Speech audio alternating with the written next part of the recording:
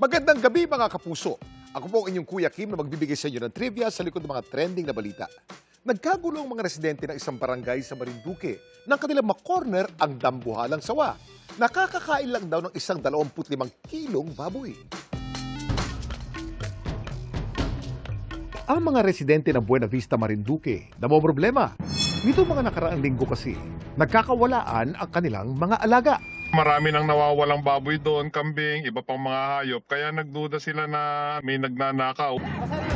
Hanggang nitong Sabado, na-corner nila sa butas na ito ang salarin. Ang tirador, hindi tao, kundi isang dambuhalang sawa. Yun o, ang laking ahas. Delikado rin sa mga hayop. Ang grupo ni na Doc JM agad nagsagawa ng rescue operation. Nung puntahan namin, pinagkakaguluhan na ng mga tao, medyo stressed na yung sawa. Meron kasi nagtangka na hulihin yung sawa, hindi naman na tama yung kanilang handling. Ang rescue pahirapan. Hanggang sa matagumpay nilang nailabas ang sawa na mahigit siyam na talampakan pala ang haba. Ito tumitimbang ng halos 30 kilos, may kalakihan na siya. At laking gulat nila sa kanilang napansin. Napakalaki nung tiyan at kumpirmado, ito ay nakakain ng isang baboy na nasa 25 kilos. Yung sawa ay nasa pangangalaga ng Provincial Veterinary Office. Nilagay namin ito sa isang temporary cage. Nakatakda itong ibalik sa kanyang likas na pamahayan na malayo sa komunidad ng tao. Paalala naman ni Doc JM, Pagka nakakita sila ng ganitong uri ng hayop, huwag nila itong papatayin. May mahalaga itong ginagampanan sa ating ecosystem. I-report nila kagad ito sa DNR para sa proper handling. ang ahas na nahuli sa Marinduque isang reticulated python. Karaniwan sila makikita sa mga bansa tulad ng Philippines, Indonesia at Malaysia. Nakatira sila sa kagubatan, ilog at minsan malapit sa pamayanan.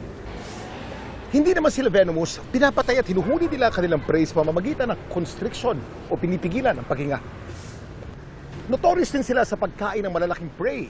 Nagagawa nila ito dahil sa isang stretchy o elastic na tissue sa pagitan ng kanilang cranium at lower jaw.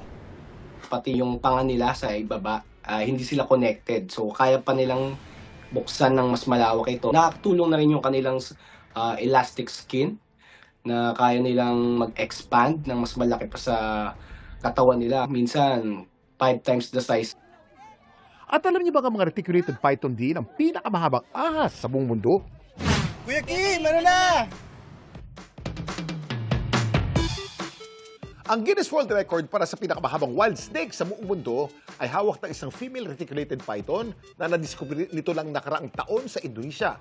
Ang haba nito ay 7.22 meters o 23 feet and 8 inches. Kasing haba daw ito ng width ng isang standard na FIFA soccer field.